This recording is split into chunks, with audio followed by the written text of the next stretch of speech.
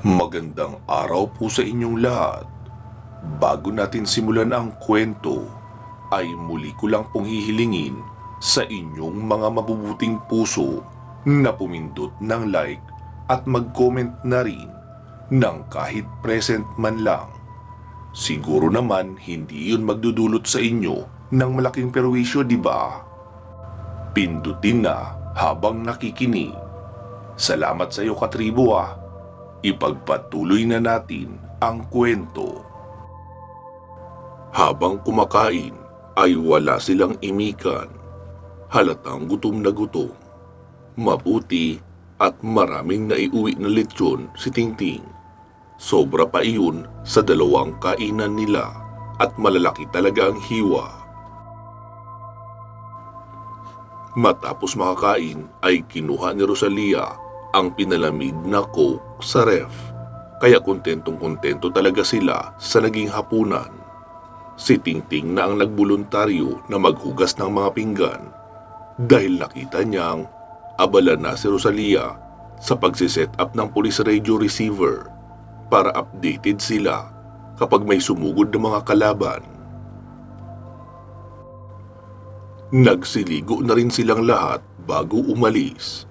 Mabagal lang ang takbo ng sasakyan habang binabaybay nila ang kalsada ng San Agustin papunta sa business district. Nasa unahan kasi noon ang lugawan.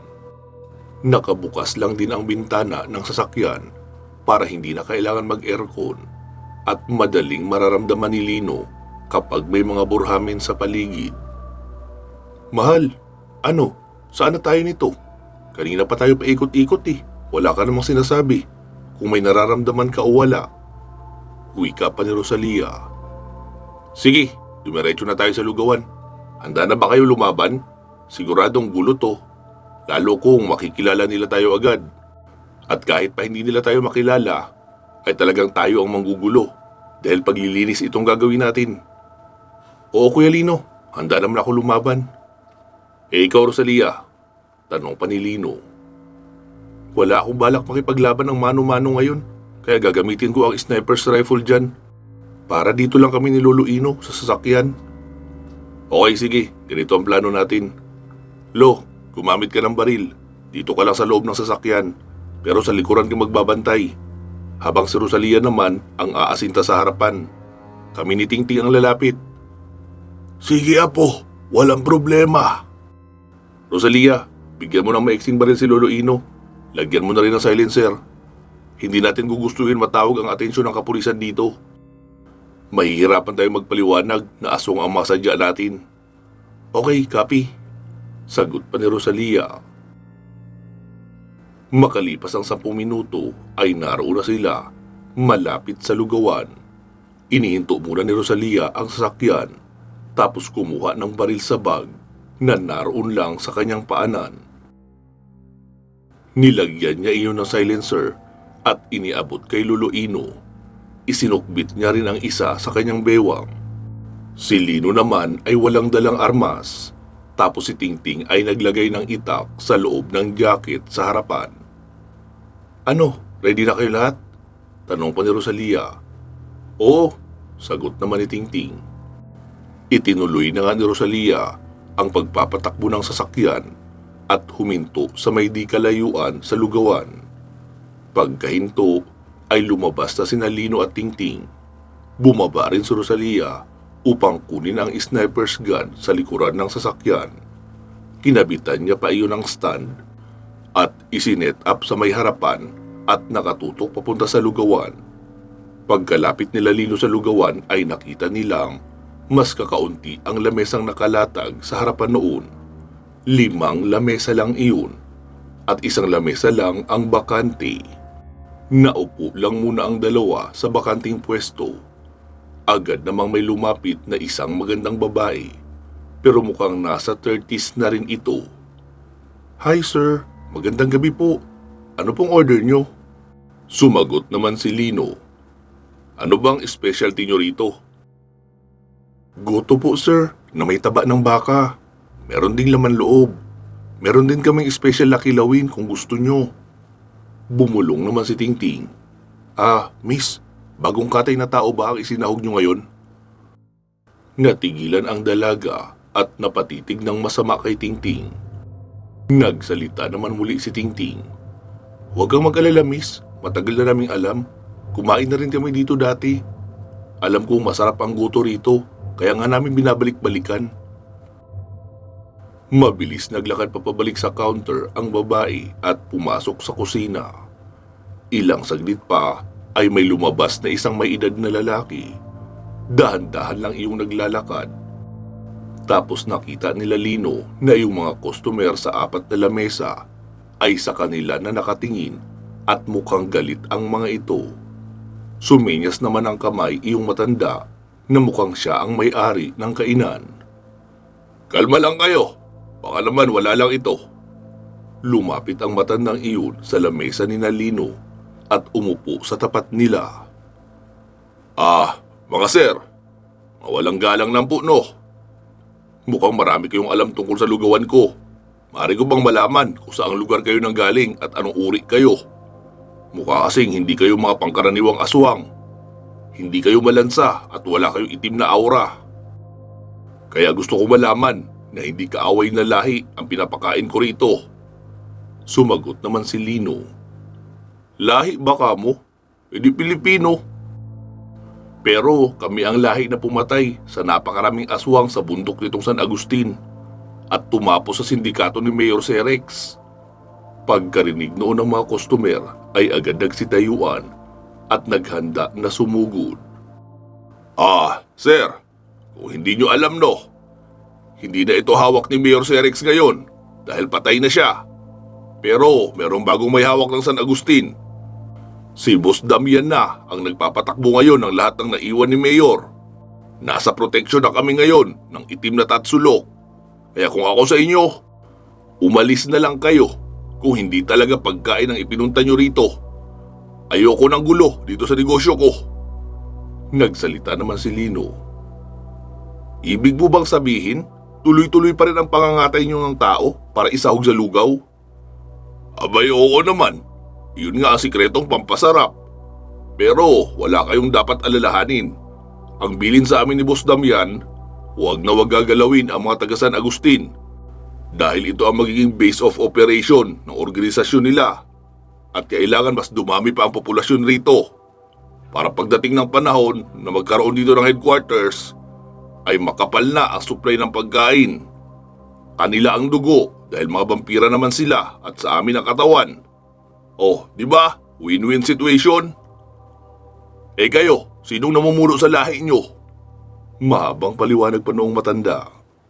Natawa naman si Tingting dahil hindi pa rin naiisip ng may-ari ng kainan na hindi sila mga aswang o kakaibang nilalang, kundi mga tagalipol. Sumagot naman si Lino. Ang totoo niyan, galing kami sa lahi ng mga tao na nabubuhay para lipulin lahat ng mga aswang. At kung hindi mo pa ako kilala, sige, pagbibigyan kita tanda. Ako si Lino, ito naman si Tingting, kaibigan ko. Tila nagulat ang matanda at mabilis na patayo. Ha? Ikaw si Lino? Iyong babay lang mula sa San Sebastian na sinasabi ni Mayor Serex?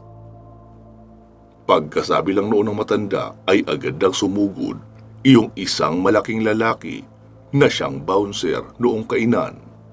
Matangkad iyon na kalbo at labas ang ugat sa mga braso pati na sa ulo. Papasugod na iyon kay Lino pero nakaupo pa rin si Lino habang nakatutok ang kamay niya na pinaghugis baril. Pagkaturo ni Lino roon ay biglang tumimbuwang ang lalaki na may malaking katawan.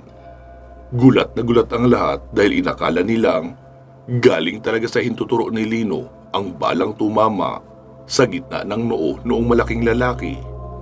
Nakita pa nila ang itim na likidong lumalabas sa butas sa noo noon. Balang para sa mga aswang kasi ang ginamit ni Rosalia, kaya isang bala lang ang kailangan ay talagang ikamamatay na ng isang aswang. Kahit pa mataas ang lahi nito at malaki ang katawan. Muling nagsisugod ang iba pang mga aswang. Halos magkakasabay na nagpalit ng anyo. Naging mabalahibo ang katawan at mukha. Humaba ang mga braso at naging mapula ang mga mata. Agad nang tumayo si Tingting, sabay sa lubong sa isang aswang sa kanang bahagi. Isang malakas na tadyak ang isinalubong ni Tingting sa unang nakalapit na aswang. Malakas na taga naman sa muka ang ibinigay niya sa kasunod. Yumuko si Tingting upang mailagan ang kalmot noong pangatlo. At pagkatayo ay isang malakas na pagtagpas ng itak ang ginawa niya sa gilid ng liig noon. Pagkaalis ng itak ay isang diretsong pagsaksak naman ang ibinigay niya sa pang-apat na sumugod. Patuloy pang nakipaglaban si Tingting sa iba pang mga aswang na sumusugod sa kanya. Sa bahagi naman ni Lino, pagkasugod ng dalawang aswang sa harapan niya ay mabilis siyang tumayo. Sabay sipa noong lamesa ng malakas. Talsik pa atras ang dalawang aswang. May dalawang aswang naman ang tumalo ng sabay patungo kay Lino. Sinalubong naman iyon ni Lino at tumalon din siya ng mataas. Hinuli niya ng sabay ang liig ng dalawang iyon at ginamit ang kanyang bigat upang ibagsak ang ulo ng dalawang aswang sa matigas na sahig na simento. Ramdam ni Lino ang pagkabiyak ng bungo sa likuran noong dalawa. Pero dahil sa mga aswang ay buhay pa iyon. Bumulong si Lino sa isipan niya. Ermitanyo, pakilagay nga ng 50% kyanite sa magkabila kong kamay. Gusto ko lang magpapawis. Areglado, Lino. Sagot naman ni Ermitanyo at agad nang naramdaman ni Lino ang pagbigat ng kanyang kamao. Tag-isang malakas na suntok ang ibinigay niya sa dibdib noong dalawang aswang na nakahiga. Bali ang buto ng dalawang iyon sa dibdib na siyang kanilang ikinamatay. Pagkatingala ni Lino ay nakita niyang papasugod na sa kanya ang naunang dalawang aswang na tinamaan ng lamesa. Mabilis siyang gumulong para makailag sa kalmot ng dalawang iyon. Pagkatayo ay saka siya pumorma at mano-manong nakipagpalitan ng suntok sa dalawang aswang. Tila mabawasak ang pagbumuka ng mga aswang sa isang sapak lang ni Lino. Kapag sa katawan niya naman binubomba ng suntok, ay talagang napapaungol lang malakas na tila isusuka ang kanilang laman loob. Nakita ni Lino na papasugod na sa kanya ang may-ari. Nagbago na rin ang itsura noon at mabangis. Pagkalapit noon sa kanya ay yumuko si Lino upang makailag pero kinapitan niya rin sa damit at ginamit ang puwersa noon para itapon iyon papasubsob sa bahagi kung saan naroon ang mga paninda. Natawa pa si Lino noong marinig ang pagsisigaw noong may-ari dahil nabuhusan ng isang kalderong mainit na lugaw noong mapasubsob sa counter ng lugawan. May isang lalaki lumabas mula sa kusina. May dala iyong malapad na kutsilyo na pantadtad ng karne. Sinong mga nanggugulo rito? Alam niyo nagpapahinga ako, ang ingay-ingay niyo. Humanda kayo sa akin, ihahanda ko kayo sa lugaw. Sumagot naman si Lino. Uy, boss, pasensya na ha kung naistorbo ka namin. Naparito lang naman kami para pumatay ng mga aswang. Pagkalingon noong malaking lalaki kay Lino, ay biglang nagliwanag ang mga mata noon na kulay pula. Lumaki na rin ang katawan at naging mabalahibo. Teka, bakit nagagalit ka? Humingi na ako ng pasensya, di ba? Wika pa ni Lino habang umaatras. Nagsimula iyong umataki gamit ang malapad na kutsilyo na pantadtad ng karne.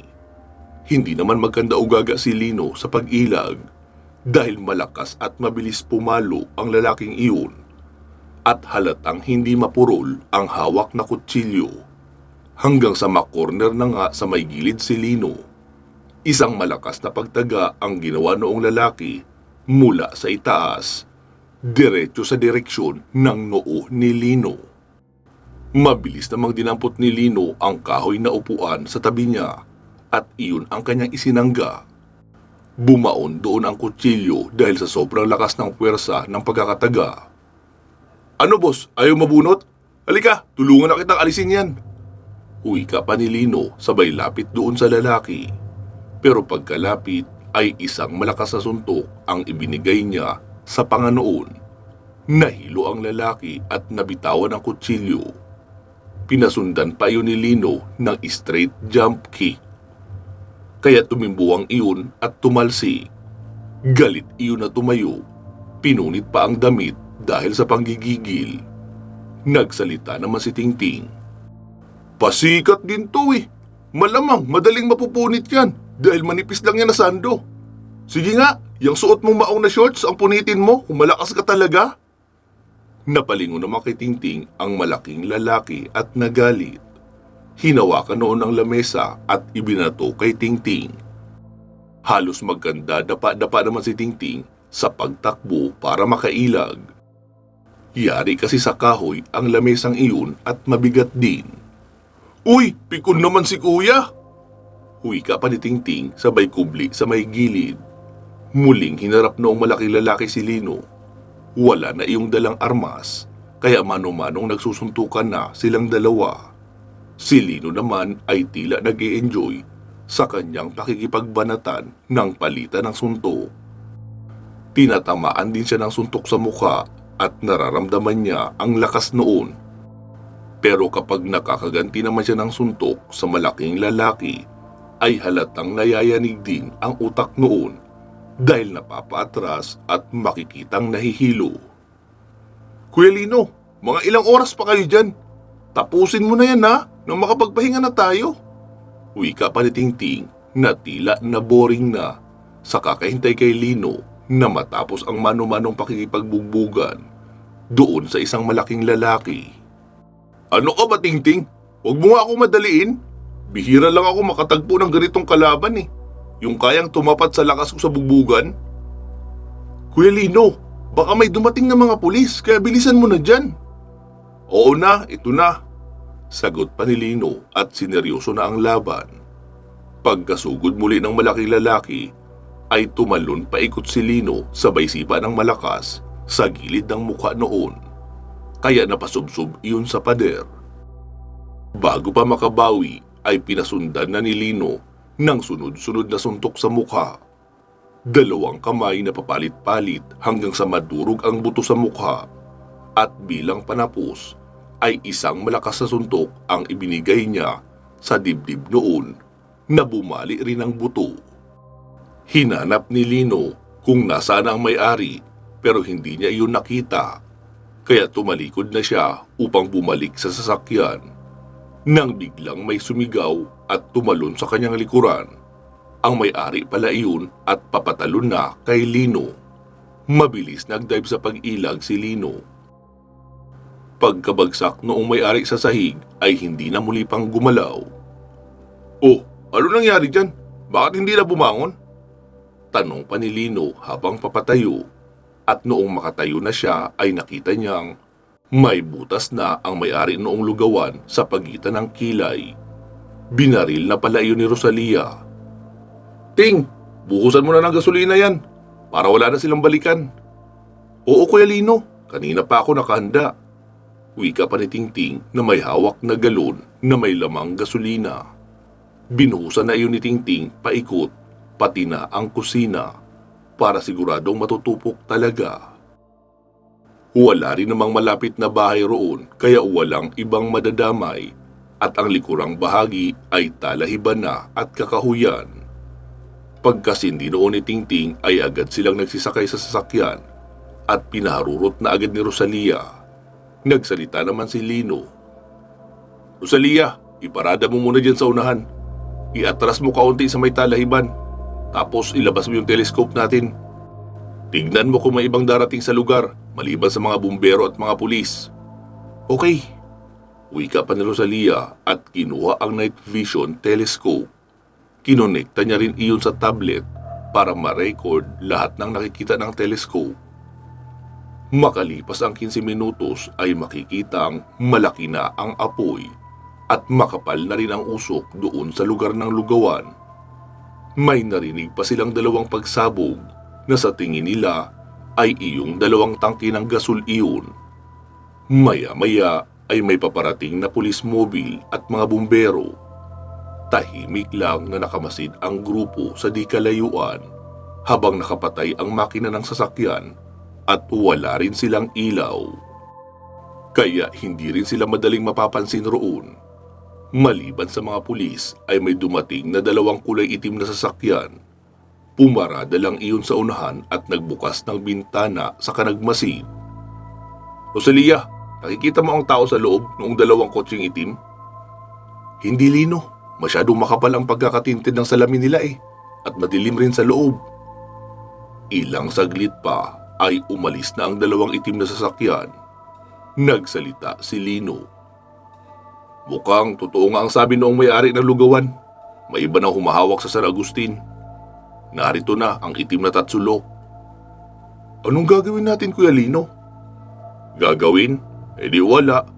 Hindi natin sila makakaharap kung walang kaguluhan. Alangan naman ubusin natin ang oras natin dito. Kakabantay gabi-gabi. Sa tingin ko, nasa first stage pa lang sila ng kanilang operation dito. Nagmamasid pa lang sa mga kaganapan. Tapos unti-unti nilang papasukin ang komunidad. Magre-recruit ng mga negosyante at mga politiko para lumawak ang koneksyon nila. At ang aabangan natin ay kung magiging kapanalig nila ang bagong mayor. Sa ngayon ay iyon muna mga zombies ang target natin. Sige na Rosalia, umuwi na tayo para makapagpahinga na rin. Kuya Lino, nagugutom ako Daan muna tayo sa fast food. Sumagot naman si Rosalia. Mag-take out na lang tayo ng pagkain. Hindi kayo pwede pumasok doon. Ang ganyan ang itsura nyo. Puro kayo tilamsik ng dugo. Magiging kapansin-pansin kayo sa mga karaniwang tao. Oo, tama si Rosalia, Ting. Sige Rosalia, ikaw na lang bumili ng pagkain. Dito lang kami sa sasakyan. Dumaan na nga sila sa isang restaurant at nag-take out ng pagkain. Pagkarating sa bahay ay agad naligo sila Tingting at Lino. Si Rosalia naman ay tinrabaho ang pag-uon ng police radio at kinonekta sa Bluetooth headset niya. Si Lolo Ino naman ang siyang nagsaing para mainit ang kanilang kakainin na kanin. Pagkatapos makapaglinis ng katawan ng dalawa, ay saktong luto na rin ang kanin kaya sabay-sabay na silang nagsikain. Nasa 3:00 na noon ng madaling araw, kaya saglit na pahinga lang. Pagkatapos kumain ay natulog na rin sila agad. Kinabukasan, magtatanghali na sila nagising. Pagkaupo ni Lino sa lamesang kainan ay marami ng gulay na nakapatong roon. Pumasok naman si Lolo Ino mula sa labas. May tinapay akong binili dyan ha, kung gusto nyo. Lumabas kasi ako kanina at naglakad-lakad. Bumili na rin ako ng sariwang isda. Sasabawan natin at lagyan ng talbos kamote. Para naman makakain tayo ng sariwa. Puro na tayo karne sa makalipas na 2 linggo. Nauumay na ako. Ayos yun Lo, maging ako man ay naumay na rin sa karne. Parang puro na lang litsyon ang ulam natin palagi. Matapos magtimpla ng kape ay doon na silang lahat nakatambay sa harapan ng TV at nag-aabang kung may flash report tungkol sa lungsod. Si Rosalia naman ay suot-suot ang kanyang Bluetooth earphone habang nakikinig sa usapan ng mga pulis. Nagsalita naman si Tingting. Kuya Lino, naisip ko lang. Sabi mo, maaalis lang natin ang mga burhamin sa katawan ng sinapian nila kung hihigupin ang mutya ng sinukuan mo. Paano kung pumalpak? I mean, paano kung may mga pagkakataon na hindi gumagana yung hawak mong mutya ng sinukuan? Anong iba pa natin gagawin noon? Di ba dapat meron tayong alternative? Saglit na natahimik si Lino at nag-isip ng malalim. Oo nga Ting, may punto yung tanong mo Naalala mo Ting, yung ginawa natin pagsasara ng portal mula sa Astra? Abo mula sa lumang kahoy ng lumang simbahan at asin ang ginamit natin, di ba? Tapos nagsara na ang portal. Kaya maaaring ayaw ng mga taga-Astra ng kombinasyon ng ganong kemikal, gaya ng asin at abo. Iyon ang susubukan natin. Di ba, marami pa tayo noong abo at asin na pinaghalo dyan? Oo Kuya Lino, nasa timba yung may takip. Sige Ting, magbalot tayo noon sa plastik. Tag-isang salop lang ang ilagay mo sa bawat plastik. Tapos kapag nakalapit tayo sa mga sinapian ng burhamin, ay butasin natin sa kamay ang plastik at ilagay sa bibig ng biktima. Sa ganoong paraan ay lalabas ang burhamin sa katawan ng tao. Kuya Lino, kapag nakalabas na sa katawan ng tao, paano natin mapapatay? Magpapaikot-ikot lang din yun at hahanap ng ibang masasapian. Hindi, Ting. Maghahanap sila ng bagay na pamilyar sa kanila ang aura. Kaya doon natin gagamitin ang batong meteor. Kapag naramdaman nila ang bato, ay doon sila lalapit. Siyempre, kapag nakalapit na sila doon, ay matik na yun. Hihigupin na sila ng tuluyan. Pwede ko rin namang gamitin ang sinukuan na nasa akin. Kaya ikaw na ang gumamit ng meteor. Kailangan lang natin masubukan kung uubra iyon. Para hindi tayo palaging nakaasa sa sinukuan. Dapat talaga na may backup plan tayo para sa pagkakataong hindi umubra ang orihinal na plano. Okay, sige Kuya Lino, maganda yung plano mo. Maya-maya pa ay sinabi ni Lolo Ino, Apo, nagluto ako ng sinangag at pritong itlog. Baka gusto niyong mag-almusal muna. Mabilis tumayo sina Tingting at Lino noong marinig ang paanyaya ni Lolo Ino. Nang bigla nilang marinig na nagkakagulo sa labas. Hala, anong nangyayari sa labas? Tanong pa ni Rosalia habang nakatingin sa labas ng bahay kung saan may mga nagtatakbuhang tao. Lumabas naman agad ng bahay si Lino at sumilip sa labas ng gate. Ting, ikuha mo ako ng isang salop noong asin at abo natin. Ilagay mo sa plastik. Tumakbo na agad si Tingting sa may kusina kung saan naroon ang timba na may asin at abo. Pagkabalik nito ay may dala na siyang 2 balot. Ibinigay niya kay Lino ang isa. Kuya Lino, ilan ang may sapi? Isa lang, Ting. Ito ang batong meteoro. Ikaw na ang gumawa para masubukan natin ang teorya natin kanina. Sige Kuya Lino. Naglakad na silang 2 patungo sa unahan. Nasalubong nila ang mga taong tumatakbo papalayo dahil may inaatake raw ang zombie na isang pamilya. Iyon kasi ang sabi sa balita na naging zombie ang mga iyon. Hindi inisip na sinapian. Nakarating ang 2 sa isang bakuran kung saan nagwawala ang isang lalaki. Purong itim ang mga mata nito. Inaatake nito ang kanyang asawa tapos inaawat naman ng isang binatilyo na mukhang anak din nito. Naroon lang si Lino sa labas ng bakuran na kamasid. Si Tingting ang pumasok sa loob at tinulungan agad ang ginang dahil malayo ang kinatalsikan ng anak na binatilyo.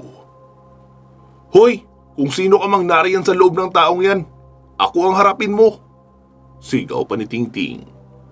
Dahil sa pagtawag niya sa atensyon noon, kaya siya na nga ang sinugod.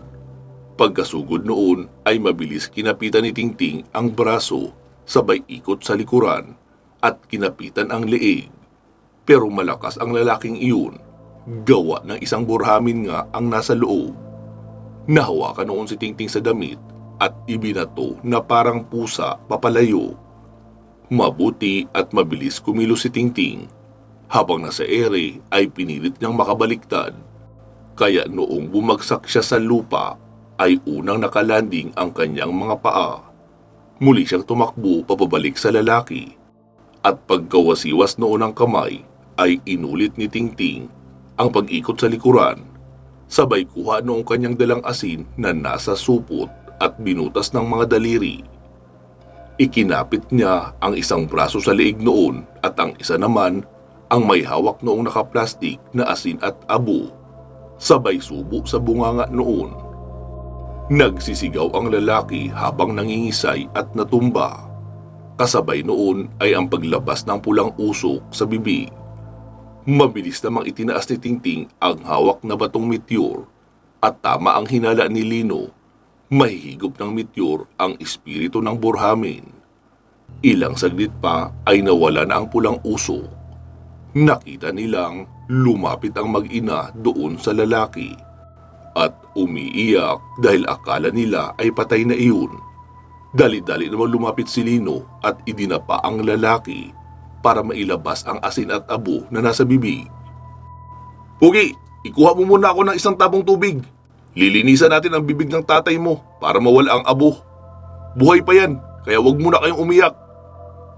Tila nabuhayan ng dugo ang mag-ina sa narinig.